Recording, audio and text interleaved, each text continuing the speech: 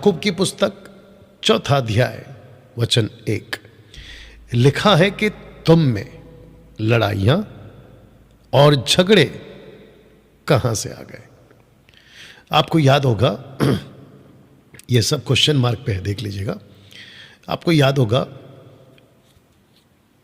Chapter 2 में वो बता चुका है सब कलीसियाओं को, पक्षपात मत करो। चैप्टर 3 में वो कहता है कि तुम अपनी जबान को काबू में नहीं रखते हो। एक ही जबान से तुम परमेश्वर की स्तुति भी करते हो और उसी जबान से तुम दूसरे को बुरा भला भी कहते हो। एक्सक्यूज मी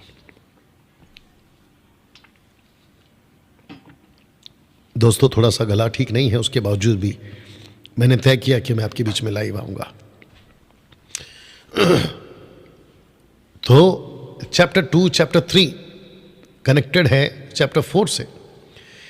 इन सब को मैं समझता हूं कि याकूब ने प्रार्थना में महसूस किया होगा, या फिर जैसे पौलुस कहते हैं ना कि मुझे तुम्हारे ही लोगों ने कहा कि तुम में झगड़े हो रहे। याकूब 1 कुरिन्थियों 1 अध्याय वचन 10 और 11, अगर मैं गलत नहीं हूं। खलोई के घराने के लोगों ने तुम्हारी शिकायत मुझ तक पहुंचा कि तुम्हें झगड़े हो रहे। याद आ गया आपको? यह भी कह रहा है कि तुम में लड़ाई और झगड़े कहां से आ गए, क्वेश्चन मार्क।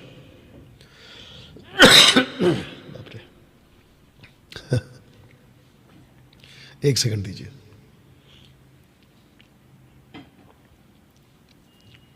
कहता है कि तुम में लड़ाई झगड़े कहां से आ गए।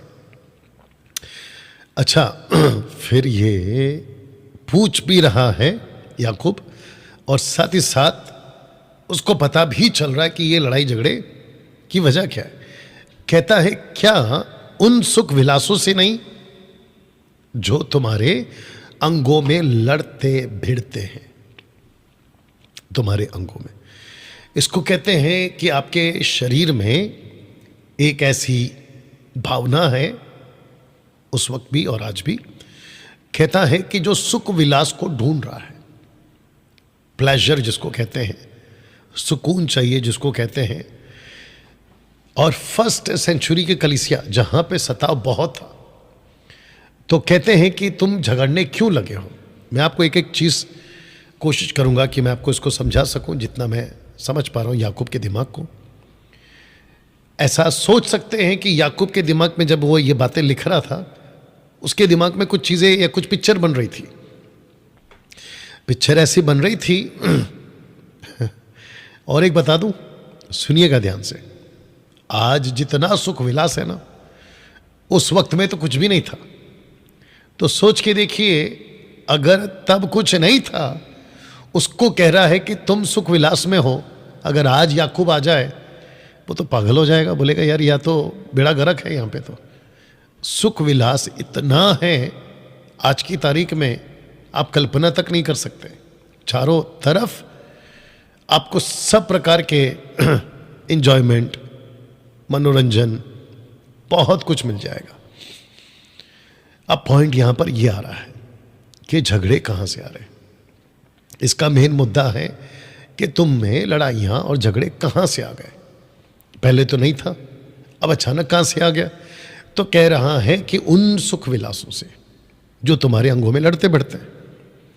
तो इसका मतलब है कि उस वक्त में भी और आज में भी जब कुछ चीजें मिलती नहीं है उनके हिसाब से, तो उनका जो मन है ना, वो चिढ़ जाता है या चिड़चिड़ा हो जाता है।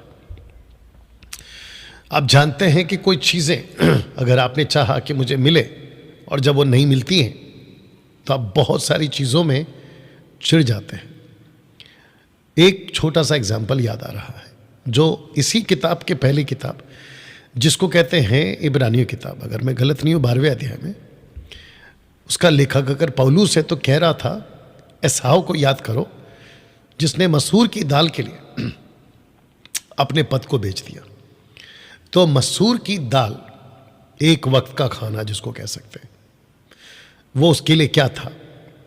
उसके लिए था सुख, कि मुझे एक वक्त का खाना मिल जाए और मुझे उसमें सुख मिले।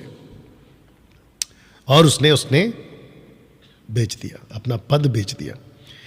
इसको कहते हैं कि बाद में पछताने पर भी याकूब को, माफ करना, एसाव को वो पद वापस नहीं मिला।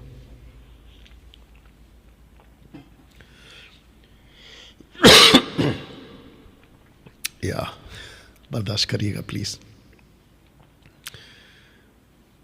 एसाव एक वक्त का खाने के लिए, उस सुख के लिए वो लड़ बैठा। या दूसरे शब्दों में उसने ऐसा कदम उठा लिया जो उसको नहीं उठाना चाहिए था। लिखा है कि तुम्हारे अंगों में लड़ते भिड़ते, और जो सुख विलास आपके अंदर लड़ाई कर रही है ना, वो बाहर आती हैं और दूसरों से लड़वाती हैं। अंदर की लड़ाई जो आप लड़ रहे होते हो अपने सुख विलास के लिए, वो बाहर दिखना शुरू हो जाती है दूसरों के साथ। मुझे अगर एक व्यक्ति कहता है अगर मुझे ये चीज़ नहीं मिला मैं लड़ूंगा, और जिससे चाहिए उससे नहीं मिला तो उससे लड़ूंगा, तब जाकर ये लाइन कहता है कि तुम लालसा रखते हो और तुम्हें मिलता नहीं, तुम हत्या डहा करते हो और कुछ प्राप्त नहीं कर सकते, तुम झगड़ते लड़ते हो, तुम्हें इसलिए नहीं मिलता कि मांगते नहीं। अब यहाँ पे थोड़ा सा बात को समझना होगा। तुम लालसा रखते हो, तुम्हें मिलता नहीं, तुम्हें इसलिए नहीं मिलता कि मांगते नहीं। ऊपर की लाइन और नीचे की लाइन, इसको समझना होगा। तुम लालसा रखते हो किस चीज़ की? गलत चीज़ की, तुम्हें मिलता नहीं, क्योंकि परमेश्वर कभी भी आपको गलत चीज़ नहीं देगा, याद रखिएगा। तुम हत्या डहा करते हो और कुछ प्राप्त नहीं कर सकते। यहाँ पे तुम ठीक नहीं हो, तुम बिगड़ गए हो। जिसके लिए कहता है तुम झगड़ते लड़ते हो, तुम्हें इसलिए नहीं मिलता कि तुम मांगते नहीं हो। इसका मतलब क्या है? तुम जो चीज़ मांगते हो वो सही, परमेश्वर के साथ तुम्हारा जीवन अगर सही नहीं है तो कहता है कि वो तुम्हें नहीं मिलेगा, तुम्हें मिलता नहीं है, क्योंकि तुम सही तरीके से मांगते नहीं हो। आप जब तक सही तरीके से नहीं आओगे आपको नहीं मिलेगा। याकूब का ये पहला लेटर है। इसको सिर्फ रखकर डॉक्ट्रिन नहीं बनाई जा सकती, क्योंकि इस किताब को पढ़कर अगर आप चर्च में ये रूल बना दोगे, क्योंकि लिखा है देखो तुम्हें इसलिए नहीं मिलता क्योंकि तुम मांगते नहीं हो, ऊपर की लाइन से आओ। क्योंकि अगर कोई पास्टर इतना सा लाइन सिखा देगा ना कि तुमको मांगना है फिर मिलेगा, क्योंकि देखो लिखा है कि तुम मांगते नहीं हो इसलिए तुम्हें मिलता नहीं, ये कॉन्सेप्ट गलत हो जाएगा। तो जिसके चलते दोस्तों मैं समझता हूं कि याकूब की कुछ बातों को, जैसे कि मैं किसी से बात कर रहा था बीच में, दिल लगाकर प्रार्थना करो। मुझसे किसी ने बात करी थी, मैंने भी उनसे बात करी थी, सब ठीक है। तो कन्वर्सेशन में अभी सुन रही होंगी वो, कन्वर्सेशन में बात करते करते मैंने उनसे कुछ पूछा। मैंने कहा, और मैं आपको भी पूछूंगा अब यहाँ पे, क्या यीशु ने कभी तेल का सहारा लिया? यीशु ने नेवर। क्या पतरस ने कभी तेल का सहारा लिया लिखित में, इन रिकॉर्ड? नेवर। क्या पौलुस ने कभी तेल का सहारा लिया इन राइटिंग? नहीं। या ठीक है ना, याकूब साहब, क्योंकि उनका पहला लेटर था। उसके बाद पौलुस आते हैं, ठीक है ना, कलीसिया को जागरूक करने के लिए, मैच्योर करने के लिए। देखिए, जो चीज़ चुटकियों में हो जाती है उसके ऊपर तेल क्यों लगा रहे हो? बात समझ में आई? वापस बोल दूं? एक सेकंड दीजिए। जो चीज चुटकियों में हो जाए उसके ऊपर तेल क्यों लगा रहे हो? ठीक है डैनियल भाई, हम तो तेल लगाएंगे, लगाओ, मना किसने किया? आप जाने, आपका प्रभु जाने। लेकिन दिक्कत कब आती है पता है? जब उसी कॉन्सेप्ट को उठा के ये लोग डॉक्ट्रिन बना देते हैं मसीह मंथन के जितने मेंबर्स हैं प्लीज़ ध्यान से सुनिएगा। आप जानते हैं कि हम खरी शिक्षा वाले कभी भी तेल का सहारा नहीं लेते। मुझे अगर प्रभु कहेगा डैनियल मैं चाहता हूं कि तुम इस मरीज के पास जाओ या उस आदमी के पास जाओ और उसके लिए तेल लो और उसके लिए तेल लगाकर प्रार्थना करो, मैं ज़रूर करूंगा, मैं ज़रूर करूंगा। क्यों? क्योंकि प्रभु लीड कर रहा है, अगुवाई कर रहा है। लेकिन क्योंकि किसी और ने किया तो मैं नहीं करूंगा। इसको कहते देखा देखी। मेरा पास्टर ऐसा करता था तो मैं भी करूंगा, नेवर, कभी नहीं करना। यीशु के पास जब लोग आते थे ना, ध्यान से सुनिएगा, वक्त को ध्यान रखूंगा। जब लोग यीशु के पास आते थे ना, अंधे खास करके, तो यीशु किसी को छूकर चंगाई देता था, किसी को थूक कर चंगाई देता था, किसी को मट्टी का लेप बनाकर चंगाई देता था, किसी को कहता था कि रास्ते में ही चले जाओ ठीक हो जाओगे बिना छुए। ये यीशु थे। किसी प्रकार का एक रूटीन या एक प्रकार का कॉन्सेप्ट नहीं बना सकते। वैसे ही अभी वो आएगा, अगला चैप्टर जब आएगा अगला हफ्ता मैं बताऊंगा। लेकिन क्योंकि लिखा है कि तुम्हें इसलिए नहीं मिलता कि मांगते नहीं, इसका मतलब ये नहीं है क्योंकि तुम्हें मिलता नहीं है क्योंकि तुम ऊपर से गड़बड़ करते आ रहे हो। ये देख लीजिए, पूरा ऊपर से गड़बड़ करते आ रहे हो, इसलिए ये बीच में मैंने घुसाया था। बात समझ में आई? तो खुद को पहले ठीक करना है, फिर कहता है मांगना। ठीक है ना? मेरी बाइबल कहाँ है? बाहर या आपके पास हिंदी बाइबल है? उसमें देना मुझे।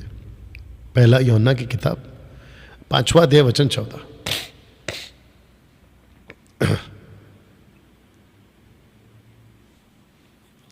या एक सेकंड दीजिए, आप लोग भी निकाल लीजिएगा तब तक। पहला यूहन्ना की किताब उसका 5वां अध्याय वचन 14।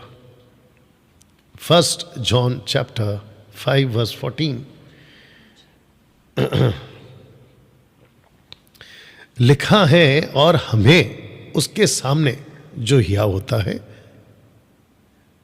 वह यह है कि यदि हम, बहुत ध्यान से सुनिएगा, कि यदि हम उसकी इच्छा के अनुसार कुछ मांगते हैं तो वह हमारी सुनता है, उसकी इच्छा के अनुसार। इसको कहते हैं आप मांगो, लेकिन मांगने में उसकी इच्छा पूरी होनी चाहिए या उसकी इच्छा होनी चाहिए। और मांगने वाला अगर ऐसा हो तो इच्छा भूल ही जाइए। You understand? तुम मांगते हो और पाते नहीं, इसलिए कि बुरी इच्छा से मांगते हो ताकि अपने भोग विलास में। यही तो मैं कह रहा था ना, तुम्हें इसलिए नहीं मिलता कि मांगते नहीं, क्योंकि तुम सही प्लेटफॉर्म पे आए ही नहीं। तुम कहां से मांगोगे? उस लेवल पे पहले आओ, फिर मांगो। तो दोस्तों, आशा करता हूं कि ये जो गड़बड़ियां हैं आप इसको समझोगे ना। याकूब ऐसे लोगों को, जो ऊपर वाले लोग हैं, तुम में लड़ाइयां झगड़े कहां से आ गए, ऐसे लोगों को एक नाम देता है। जो ऐसे लोग हैं जिनको कहते हैं कि सुख विलास वाले लोग। मुझे ताज्जुब है और ये सच है, 90% क्रिश्चियंस या 90% मसीही सुख विलास के शिकार हो गए, जिनको याकूब कहता है हे व्यभिचारिणियों। एक मसीह की दया को ऐसे लोगों को जो सुख विलास में फंस गए हैं, उनको वो ये नाम दे रहा है, व्यभिचारिणियों। सोच के देखिए आप, क्या लिखता है कि हे व्यभिचारिणियों, क्या तुम नहीं जानते कि इस संसार से मित्रता करनी परमेश्वर से बैर करना है? सो जो कोई संसार का मित्र होना चाहता है वह अपने आप को परमेश्वर का बैरी बनाता है। ये सुख विलास उनसे झगड़े कराते हैं, परमेश्वर से दूर कर देते हैं, परमेश्वर की इच्छा से अलग कर देते हैं, उनको भोग विलास में डाल देते हैं। ऐसे लोगों को याकूब दूसरा नाम देता है व्यभिचारिणियों। ये वो नहीं है जो बाकी फिजिकल बात हो रही है, ये वो नहीं है। ये बात हो रही है कलीसिया का 90% जो आज की तारीख में भी है परमेश्वर के साथ में ना होकर संसार के हो गए। देखिए ना, लिखा है ना, जो कोई संसार का मित्र होना चाहता है वो अपने आप को परमेश्वर का बैरी बनाता है।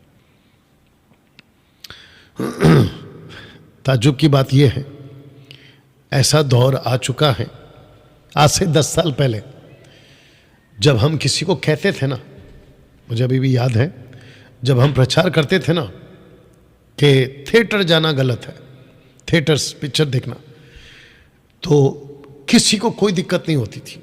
10 साल 15 साल पहले सब एग्री होते थे, यस यस सही बात है।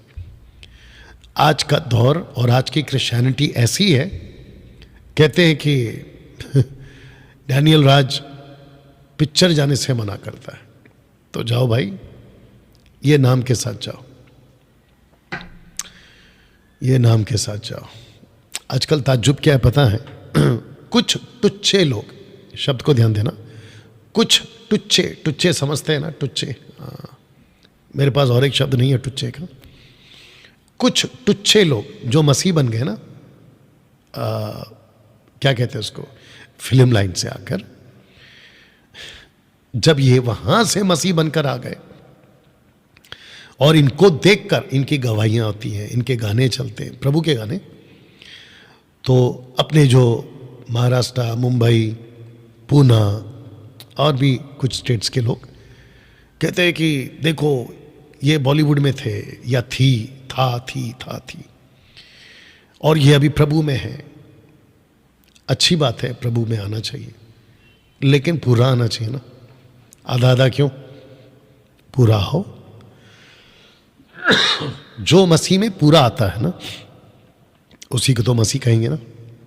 तो ये कुछ टुच्चे लोग जो हॉलीवुड, बॉलीवुड, पता नहीं कहाँ कहाँ से आते हैं और आकर कहते हैं कि है ना, हम जीसस को प्यार करते हैं, जीसस जीसस जीसस जीसस, लेकिन दूसरी तरफ उनका व्यवहार या उनका आचरण, लाइफस्टाइल पूरा सांसारिक। तो याकूब क्या कह रहा है, पढ़ लीजिए, जो संसार का मित्र हो जाता है वो परमेश्वर का बैरी बन जाता है, दुश्मन। और डैनियल राज ऐसे को क्या कहेगा जो ये कह रहा है व्यभिचारिणियों? मैं भी तो वही कहूंगा ना। क्या डैनियल भाई ऐसे लोगों को फॉलो करना चाहिए? बिल्कुल नहीं करना चाहिए। नहीं, मुंबई का एक बॉलीवुड का एक आदमी है, बहुत फेमस है, लेकिन प्रभु का प्रचार तो बड़ा अच्छा करता है। अच्छा, वैसे प्रचार तो बाहर के लोग भी बड़ा अच्छा करते हैं और मैं समझता हूँ कि इससे भी बेहतर करते हैं। तो क्या अच्छा बोलता है इसलिए उसके पीछे चले जाएं? या खैर, अच्छा बोल रहा है अभी तक, तो कल को तो हो सकता है चमत्कार भी कर ले। तो मैं हमेशा कहता हूं कि अच्छा बोलता के बेस पे, चमत्कार करता है के बेस पे, प्रोफेसी कर रहा है उसके बेस पे, और क्योंकि प्रोफेसी बिल्कुल सटीक है, एक्यूरेट, उसके बेस पे कभी आकलन नहीं कर बैठना कि ये बंदा सही होगा, बिल्कुल नहीं। उस व्यक्ति को एक ही तराजू में तोलना कि ये प्रभु के वचन में कैसा है, दैट्स इट। सब कुछ करके अगर वो प्रभु के वचन में सही है, उसको फॉलो करो, कोई दिक्कत नहीं।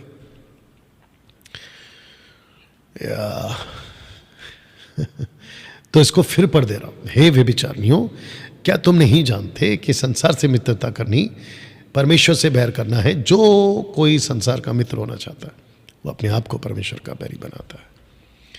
क्या तुम नहीं समझते हो कि पवित्र शास्त्र, अर्थात पवित्र शास्त्र व्यर्थ कहता है? Question mark.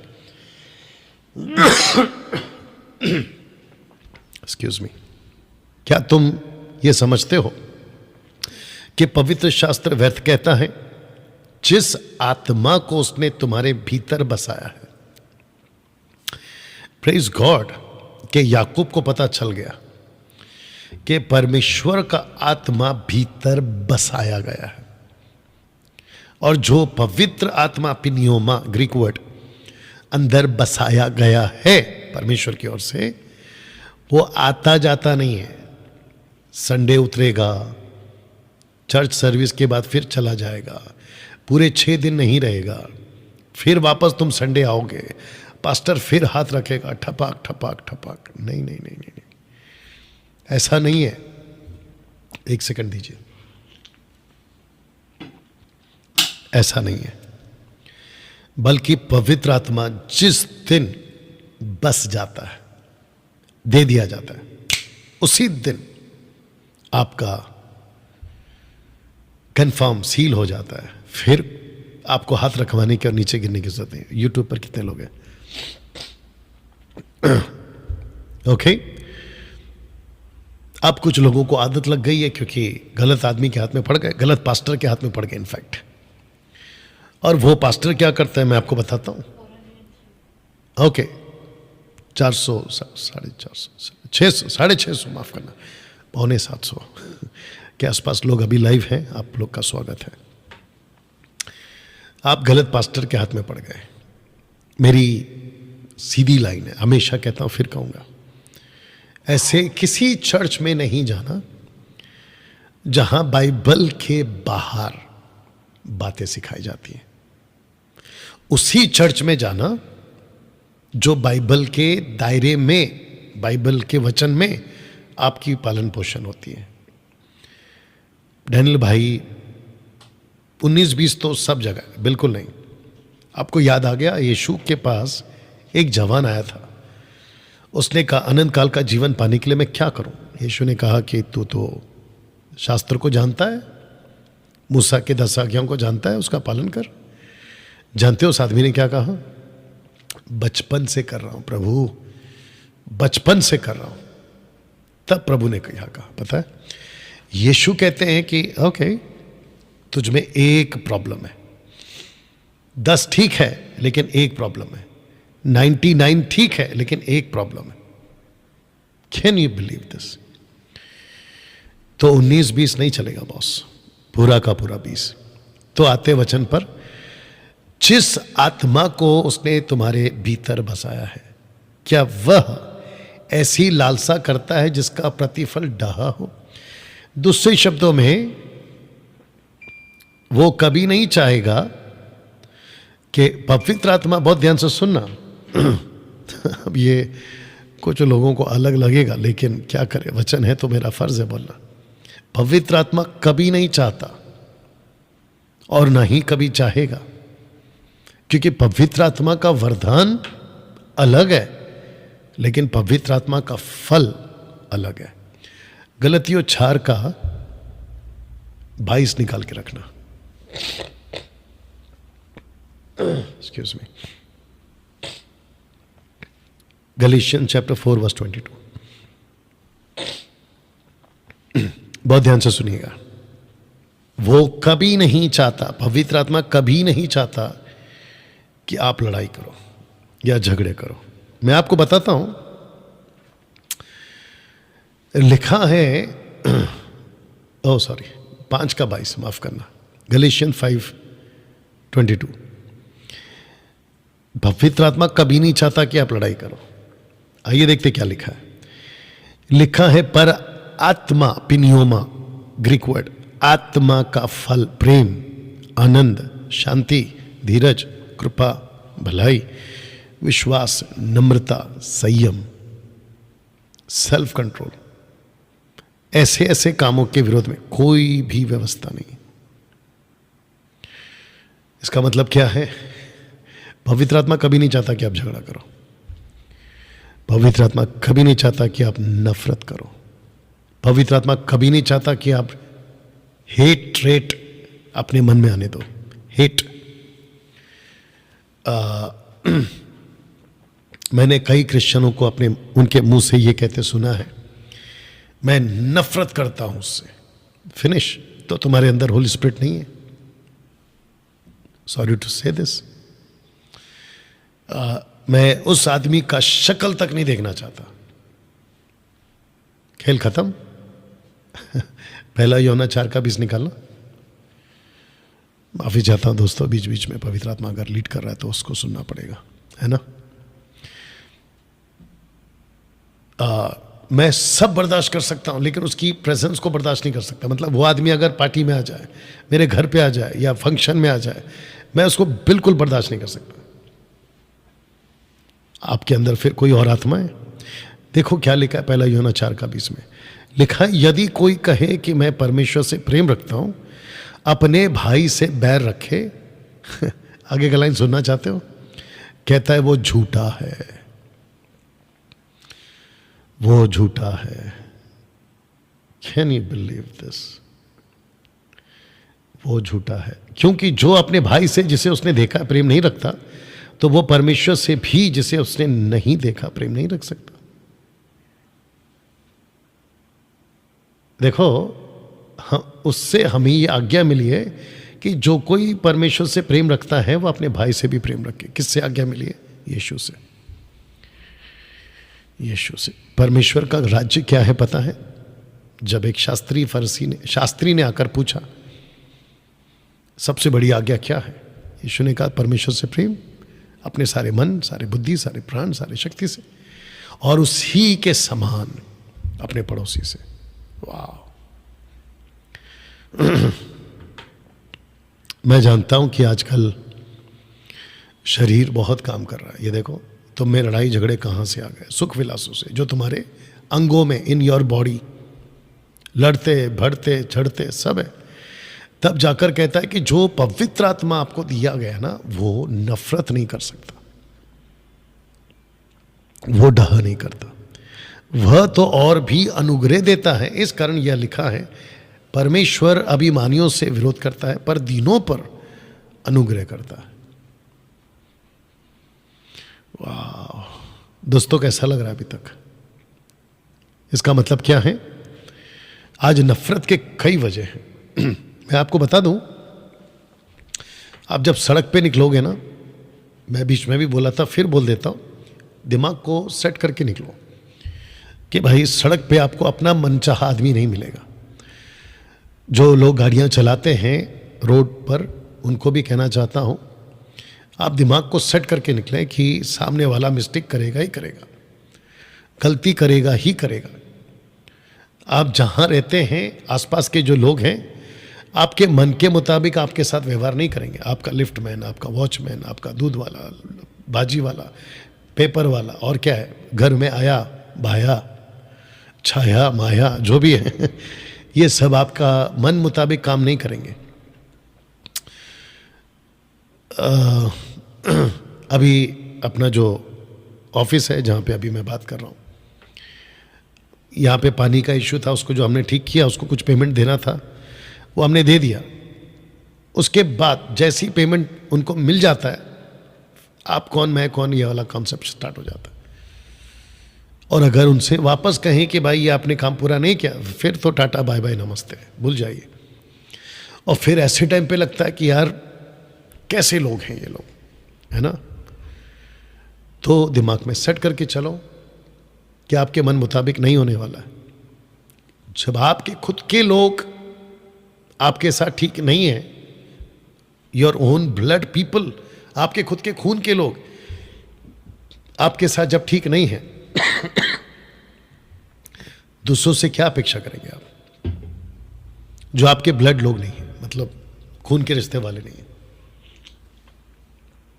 You understand? या आजकल बॉर्डर पे भी लड़ाई चल रही है, खूब जम के लड़ाई चल रही है। क्या कर सकते हैं? नफरत कर सकते हैं? लिखा है कि जो आत्मा आपको दिया गया है वो नफरत करने के लिए नहीं दिया गया है। डैनियल भाई,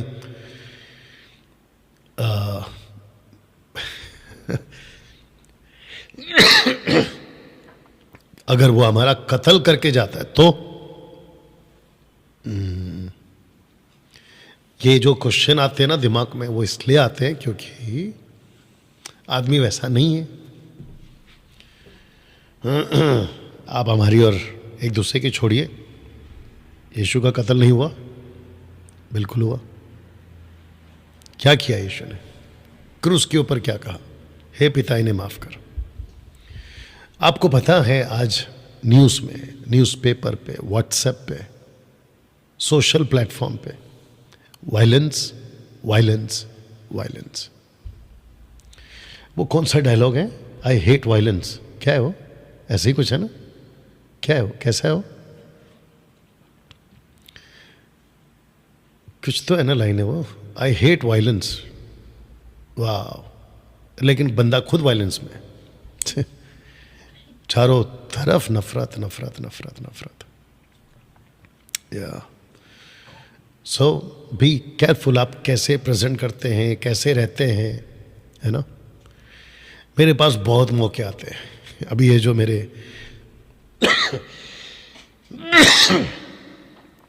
आपको पता है, एक सेकंड दीजिए।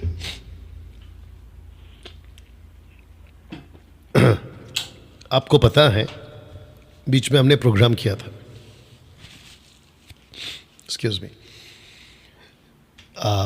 प्रोग्राम का नाम क्या था? Christian random debate show. आपको पता है ऐसे ऐसे लोग मिले मुझे, विचित्र विचित्र तरह के लोग मिले।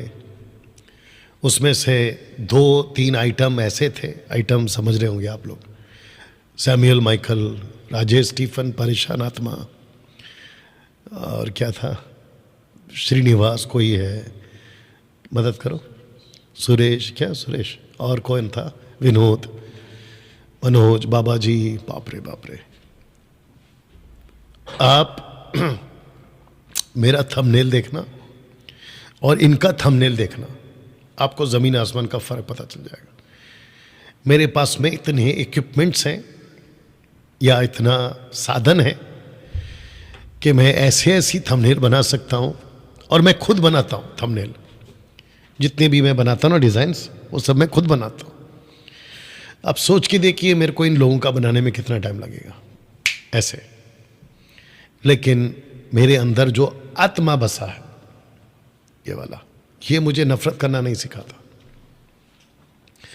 और यही वजह है कि जब क्रिश्चियन रैंडम डिबेट शो चल रहा था और ये सब परेशान लोग जब सामने आए थे, मैंने जब इनकी वीडियोस को देखना शुरू किया, पहले तो मैं नहीं देखता था, लेकिन जब मैंने देखना शुरू किया, बाप रे बाप रे, और मैं ऐसे ऐसे हरकत जो ये लोग करते हैं उसका 2 गुना या 4 गुना ज़्यादा कर सकता था, लेकिन मैंने नहीं किया।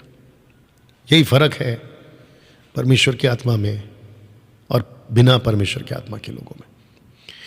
लगे हाथ आपको ये भी बता दूं कि सोशल प्लेटफॉर्म पे 90 से भी ज़्यादा टक्का इन लोगों की गुंडाई बंद हो गई है।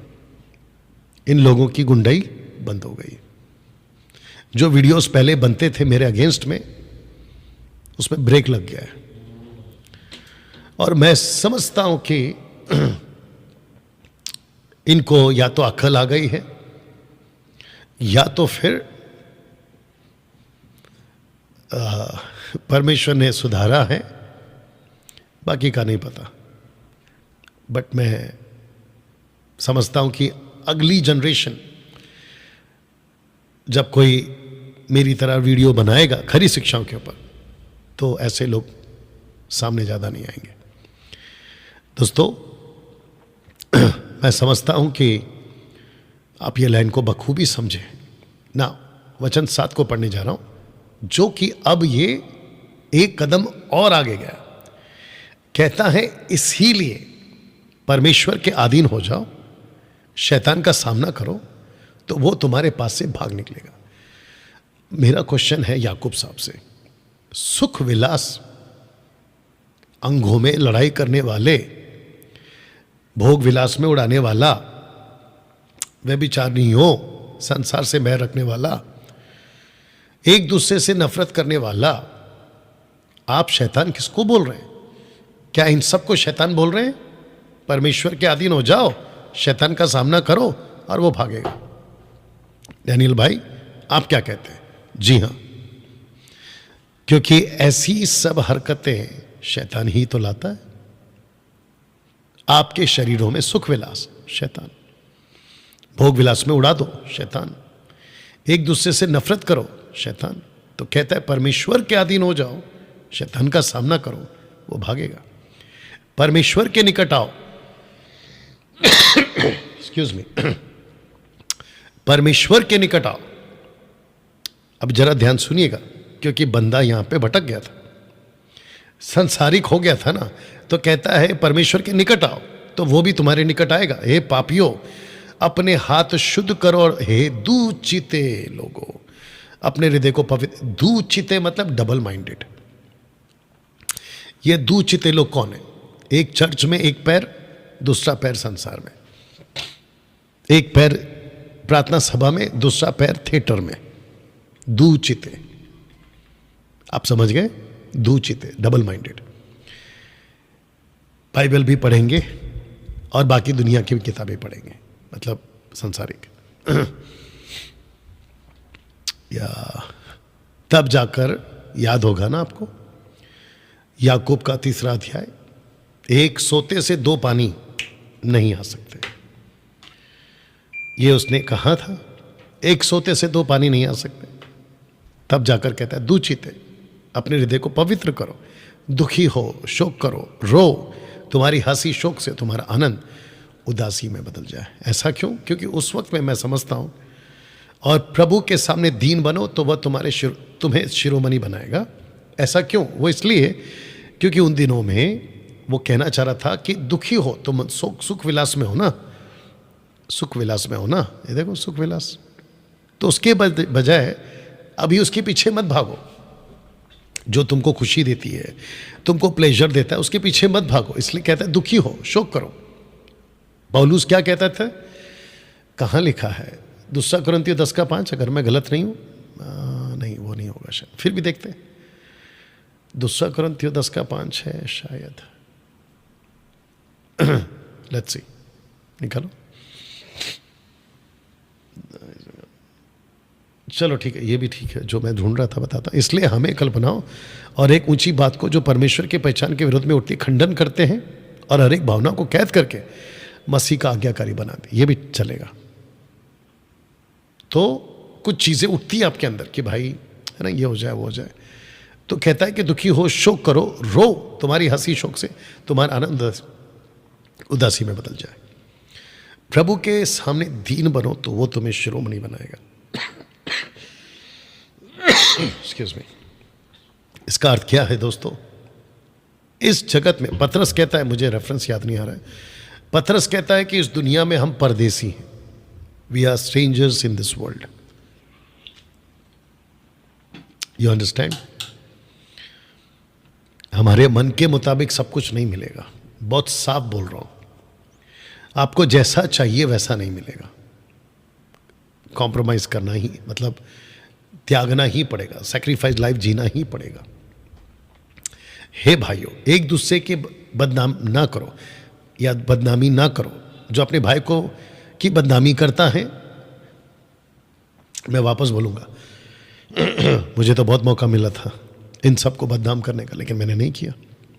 या भाई पर दोष लगाता है, वह व्यवस्था की बदनामी करता है, व्यवस्था पर दोष लगाता है। तू तो व्यवस्था पर चलने वाला नहीं, पर उस पर हाकिम ठहरा। Excuse me. वचन 12 लिखा है, व्यवस्था देने वाला हाकिम तो एक ही है, जिसे बचाने और नाश करने की सामर्थ्य है, यानी परमेश्वर। तू कौन है जो अपने पड़ोसी पर दोष लगाता है? तुम जो ये कहते हो, एक सेकंड दीजिए।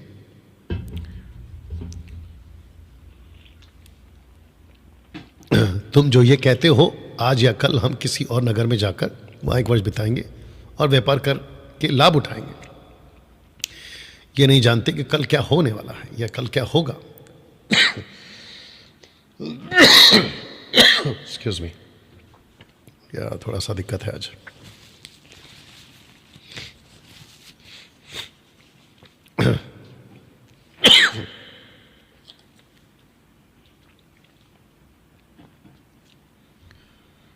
या एक सेकंड दीजिए दोस्तों।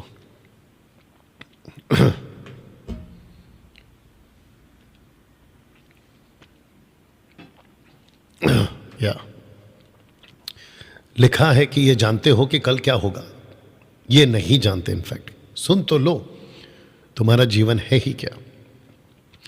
तुम तो मानो भाप समान हो। भाप समझते होंगे आप।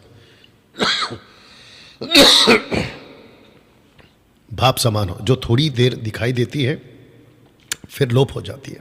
इसके लिए इसके विपरीत तुम्हें यह कहना चाहिए, यदि प्रभु चाहे तो हम जिएंगे, जीवित रहेंगे और वह काम भी करेंगे। अब तुम अपनी डींग पर घमंड करते हो, ऐसा सब घमंड बुरा होता है। इसलिए जो कोई भलाई करना जानता है नहीं करता, उसके लिए ये पाप है। वाह, अद्भुत बातें हैं दोस्तों। आशा करता हूं कि ये जो चैप्टर नंबर 4 आपने सीखा है, प्रभु ने अगुवाई की है कि आपके बीच में हम ये चैप्टर को रख सकें। मैं समझता हूं कि आप जब खुद भी इसको पढ़ोगे बहुत सारी बातों को आप सीखोगे। दोस्तों,